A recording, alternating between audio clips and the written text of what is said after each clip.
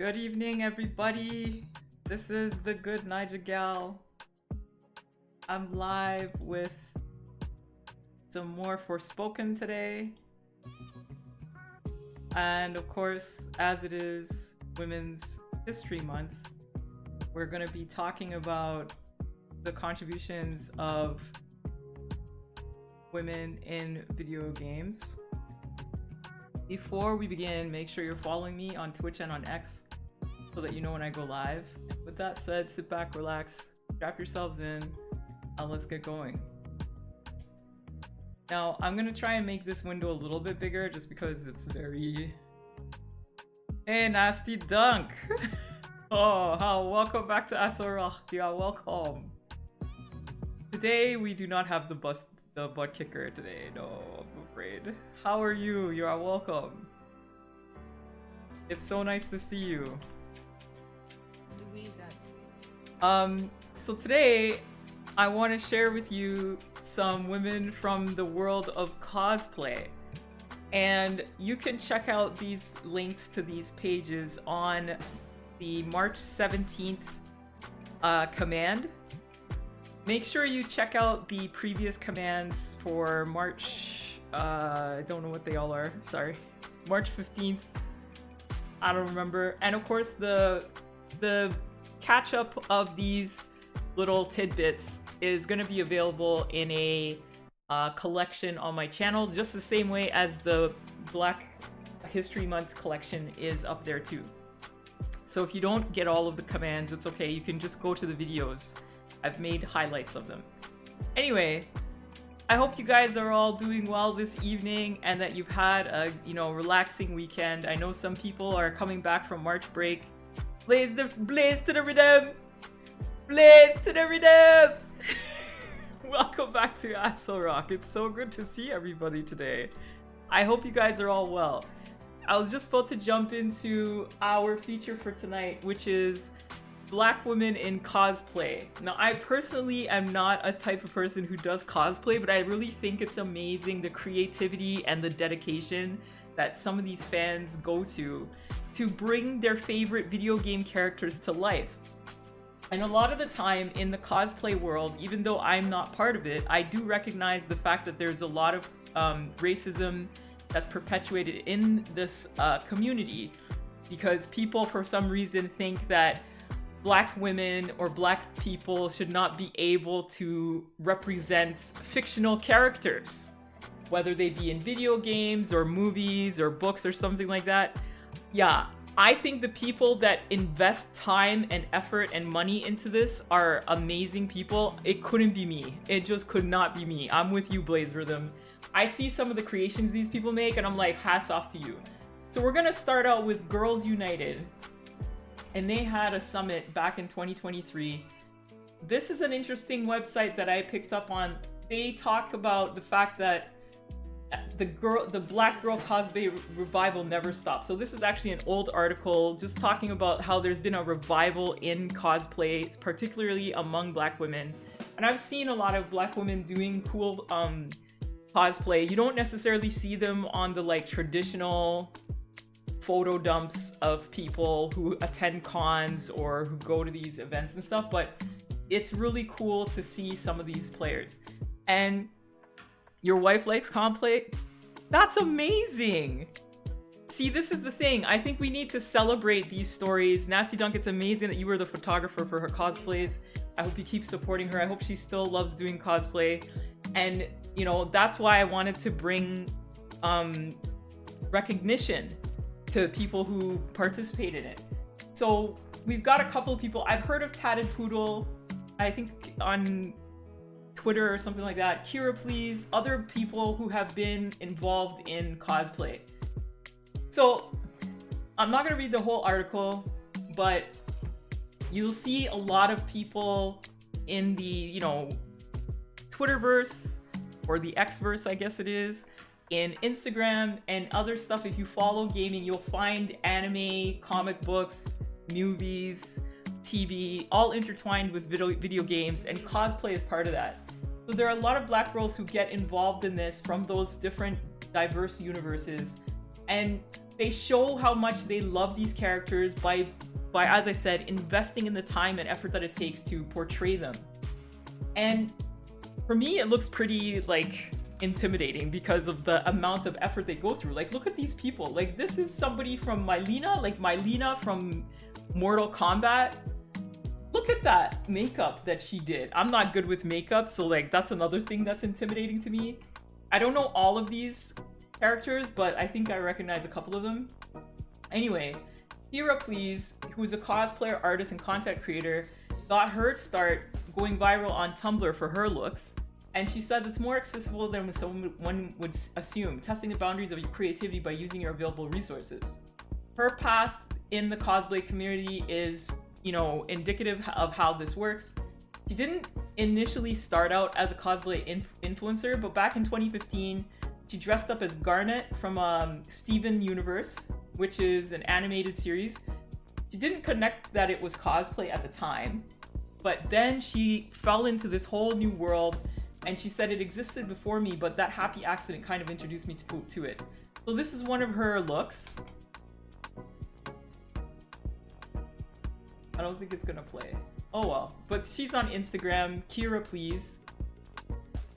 Part of her success is that she felt validated about the characters. Like, an animated crystal gem alien created by Rebecca Sugar and voiced by singer Estelle could be personified as a black woman. She received widespread positive feedback, and so she decided to try more looks from different media. Other cosplay comes in lots of different forms from different cultures, and it's in itself an unburied activity which anybody should be able to try. But there's this misconception that in order to engage in cosplay, participants have to immerse themselves in the like nerd culture. Like, there's a lot of gatekeeping, whether it has to do with being part of the culture or being a certain race or whatever. So Michelle, an LA-based cosplayer and streamer and gamer who goes by Tatted Poodle, affirms that people can enter the space even if they don't go to conventions or engage with specific online fandom communities. You can randomly put on an outfit and just go down the street and meet with your friends and just have fun, Michelle shares of her cosplay journey. Some people start out with Halloween and dress up, and sometimes they'll go to conventions and show off their creations and get photographs, and then, you know, people will share it within the fandom so they get recognized. So this can be recognized as a safe space. So both Kira and Michelle are telling curious cosplayers to start at their own comfort level, use their imagination, and they don't have to be competitive about it unless they want to. So here's some cool looks. This is Tatted Poodle doing another cosplay. Dr. Sloan from Fortnite. I don't play Fortnite, so I don't recognize this character. Well, basically, they're saying that you don't have to do anything you're not comfortable with or you're not ready for. There are tons of cool looks that people do from different pieces of pop culture, nerd culture. Here's Megan Thee Stallion look, which is like, you know, a singer that a lot of people know. And this is actually a pretty good look. I mean, look, she's got the hair done, she got the nails did. Look at this. This is really cool. And I guess she was at a convention or something, so she got to show it off. You know, I think I have to hand it to people who go to this effort. I think it's really cool. Here's the other thing I wanted to share about this article. Cosplay's effectiveness relies on the player's imagination, challenging one's ability to transfer a fictional character's likeness to human form. This doesn't have to adhere to a literal interpretation of the original comic, anime, or game. Many cosplayers engage in what they call gender bending, which is when historically male characters are depicted as women and femmes, and vice versa. And that's something that happened all the way back in Shakespeare days. So I don't know if you guys heard, I don't know if this is actually true, but if you heard the term drag, some people say that it actually originated from Shakespeare. So if you know Shakespeare during the Elizabethan era, people who were playing on stage, people in the theater, the actors on stage were only men. So even if they were depicting a woman, it would be a man dressed as a woman. And in the notes, in the director notes of the play, it said that, for example, so for example, my favorite Shakespearean play is Twelfth Night, or What You Will. And so this is a perfect example of gender bending, because you would have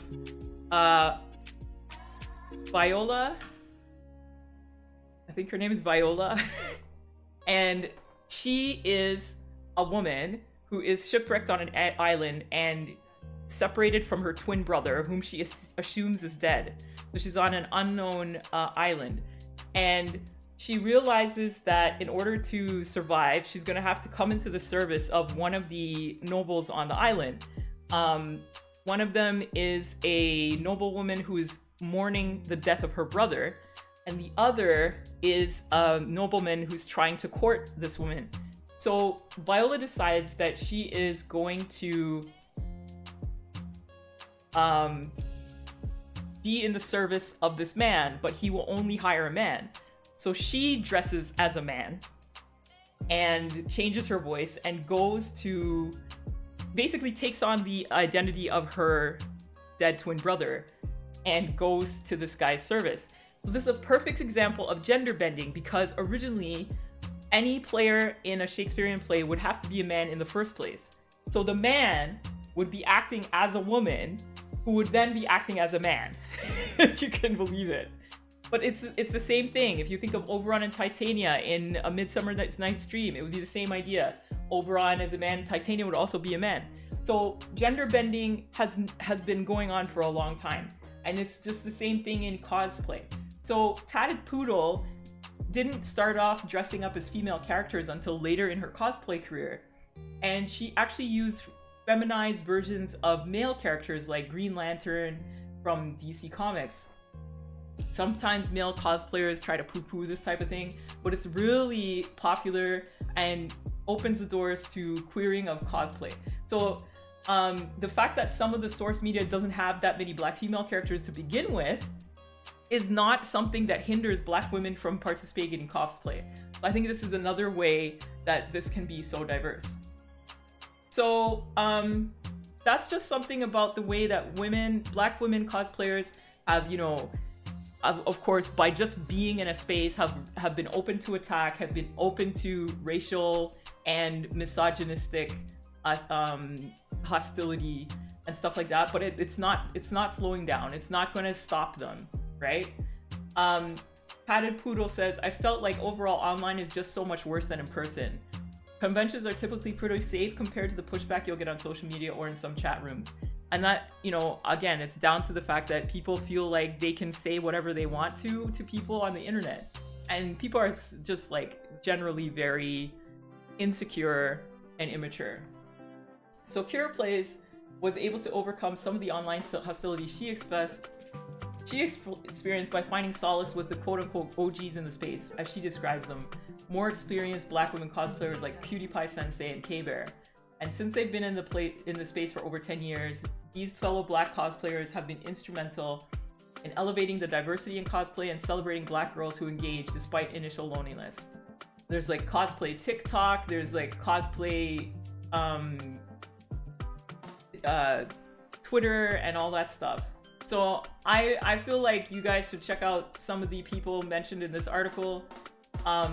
It's a pretty cool article, and if you are interested in getting started in cosplay but you don't know where to begin, I think these ladies have some great advice. There's also a community called Black Women in Costume. It's a Facebook group. You have to log in, of course, but it's just facebook.com Black Women in Costume, and this is a big community of women who participate in cosplay. And the intro just says it all. Beautiful black women dressing up, because why not? So you have a couple of examples. These are like little kids doing cosplay. They're so cute. Look at them. That's so cute. You've got some kids from different like cartoons and stuff like that. These are great. I think these are great. So they've done a couple of showcases. They talk about here, given the incredible response to our last showcase of black male cosplayers, here's another amazing lineup. And they are showing the handles of some of these black male cosplayers. So they don't just talk about women cosplayers, but it definitely is a a safe space for women. If I had to cosplay one person, I know exactly who it would be. It would be Cleopatra Jones.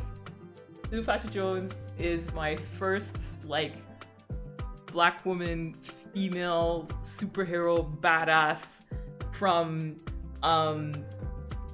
blaxploitation films. I was really big into blaxploitation films. And she, I swear, Tamara Dobson is whatever, she's like 6 foot something. She played in those 2 films, Cleopatra Jones and Cleopatra Jones in the Temple of Gold, and I swear, Casino of Gold, sorry. And she was just, to me, like the perfect, like, amazing heroine. And as somebody who doesn't see representations of myself on TV or in movies and stuff like that, knowing that basically, you know, superhero, what I consider to be a superhero, was in the movies, like, of course, before I was born or whatever, but it was just something super cool. Anbu from Naruto and Blue Power Ranger from Mighty Morphin Power Rangers, that's cool. So yeah, definitely I would go for Cleopatra Jones. Plus her clothes are so cool. For me, my favorite part of the movie is at the very end, where she does this amazing huge kick where she's in her platform heels and the villain is trying to get away, and it's just now that the police are arriving.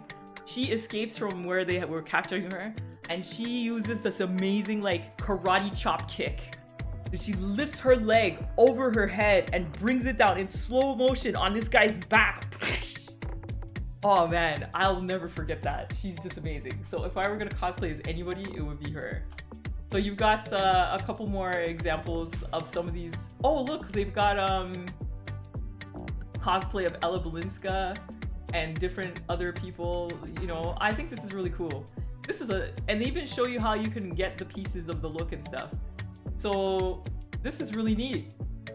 I think if anybody's interested in learning about cosplay, check out these links. This was a cool website, YouTube channel that I found called K Black Visions. And the reason why I found her is because she has this really cool woman cave that she set up. And she did a video of herself setting up her cosplay closet. And so... What's good, y'all? What's good? Welcome I don't know if you can hear that. Can you guys hear that? On this episode of my Woman Cave series, I'm going to be showing y'all my cosplay closet. Let's get into it. Okay, cool. I designed and built this cosplay closet out myself. I needed to maximize my space as much as possible. If you've been following me for a minute, you know I've done based in Atlanta. 70 cosplays, and all 70 of those cosplays live in this closet right here, along with all of my work in progress, along with all of my nerd blurb fandom attire as well. So I needed as much space as possible. That's amazing. I can't believe she fit all of those things in there. Right here. These bookshelves actually went viral on TikTok maybe a year ago, where people were building custom closets with the Room Essential bookshelves from Target. But I've been on this well before it went viral on TikTok, but these are my go-to. So I started out with the bookshelves. I attached them to the wall. I put space between them and mounted a closet rod in the middle of them because I wanted to create a space to hang my super suits to where they could be full length, fully elongated. I then proceeded to buy these cute drawers from Amazon, linked to my Amazon storefront. It's actually in my bio, so you should check that out. Everything that I've purchased for my woman cave that I got from Amazon will be in my storefront, so you should check that out. Anyways, all of my cosplays that I'm capable of, like folding or small little miscellaneous items, gloves, masks, etc., they all live in these small cubes. So this is a cool video. Up here at the top, I wanted to create a space. She also did, as I said, a video. So this is like this is where she of my art supplies, shows how she has her art supplies and stuff like that. Paint, it's pretty cool. Any sticky notes, any clips, anything that I need, just easily accessible to me when I'm in cosplay building mode. And these are some of her costumes here. I mean, she is prolific. I mean, she's dedicated. And as I said, it's pretty amazing the lengths that people will go to represent their favorite characters. You can see she's got shield for Captain America, all these different shoes and boots and stuff. It's pretty amazing.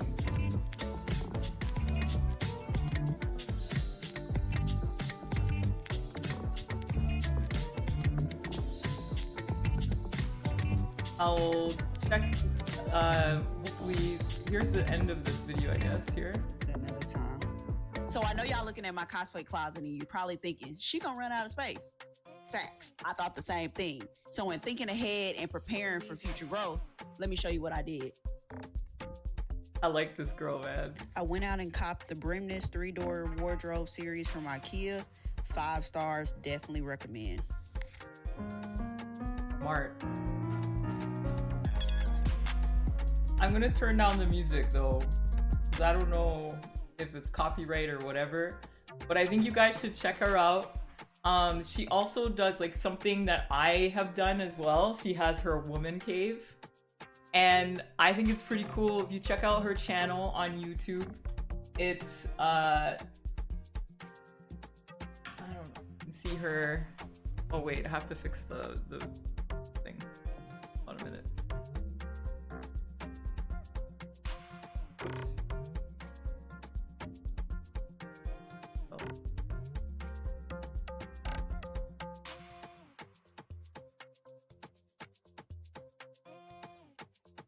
Closet, but it gave me some much needed additional space. Down here at the bottom, I got more art supplies. Here in the middle, I got just more accessories, hats, wallets, backpack, headbands, etc. Here, right here in the middle, I have my sunglasses, goggles, lenses, all of my jewelry, accessories that I wear with my cosplays. Over top, it's more so like memorabilia, all of my badges and things that I collect from all the cons that I've been going to over the last 5 to 6 years. So this is an idea of how people can sort of organize their space and organize themselves when they're doing their stuff. This part is my, like, I think this is really cool. She did a series about her woman cave and how she set up her gaming space and stuff like that. So similar to what I've done. The first question that people always ask when they see my woman cave in my house is, do all hey, my Witcher. systems work and are they all Welcome back to connected? Aslo. In this next video for my woman cave series, I'm gonna show you how I connect all my game systems to work simultaneously with just a push of a button. Stay tuned. The link to my Amazon. I just wanted to show you that because I think she's an amazing, like, I think her woman cave setup is fantastic because it's similar to, as I said, I think I have a little bit of a woman cave myself. So it's really cool to see how she set hers up. If you want to check out her cosplay closet, go to her channel, K Black Visions XKE Black. The link is in my Women's History Month thing. And then the last person I want to share with you today is called Pirate Hempress. She is a Canadian cosplayer and video game content creator. She's really nice. Go check out her channel. She's at twitch.tv/piratehempress. She does cosplay as well, and she tries to really she tries to gather together Black women in the Greater Toronto area to go to events and cosplay together and stuff like that. And her channel, she does like different types of games as well. But you can check out her Instagram to see the types of cosplays that she does. You can see she's already, you know, she's really cool the way she does her outfits and stuff like that. So her Instagram has a lot of her looks and the different events that she's been to. She's really neat, and I'd highly recommend you guys check her out. Tell her that Good Nightingale said hello. If you go to her channel, you should be able to see her her schedule. I don't know when she's streaming next. But yeah, check out her Twitch channel, check out her Instagram, and if you're in the Greater Toronto area and you're interested in getting together for different events or doing cosplay, hit her up because she's really approachable, she's really cool. So that's it for tonight in terms of the showcase of women in the Black women in the video game industry, where we were celebrating Black women in cosplay. Check out the links that I shared in the March 17th, the March 17th, what do you call this thing? Man. Alright, we're gonna flip over to the game. We're headed over to Forspoken. I hope you guys liked that, and thanks for coming by, you guys, because I think it's really cool. Nasty Dunk, you are also doing photography for your wife who did cosplay and stuff. And hey, maybe guys, maybe you can check out to see if Nasty Dunk will be interested in photographing your cosplay. Who knows? I'm just putting it out there.